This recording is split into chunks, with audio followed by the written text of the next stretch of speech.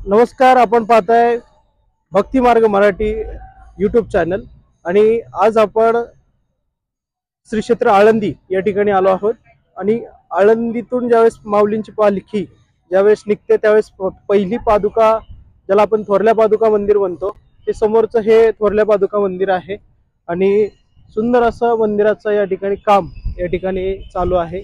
आणि त्यानंतर संत तुकाराम महाराज व माऊलींचं शिल्प या ठिकाणी साकारण्यात आलेलं आहे।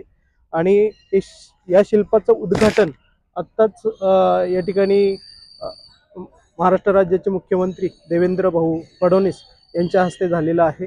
सुंदर असं शिल्प या ठिकाणी वैष्णवांचा मेळा या ठिकाणी सुंदर असं साकारलेला आहे।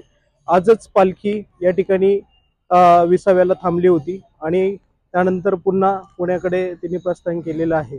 असे जे व्हिडिओ आहेत की भक्ती मार्गातले जे आता वारी निमित्त आपण घेत आहोत, हे जर असेच पाहिजे असल्यास तुम्ही भक्ती मार्ग मराठी या चॅनलला सबस्क्राईब करा।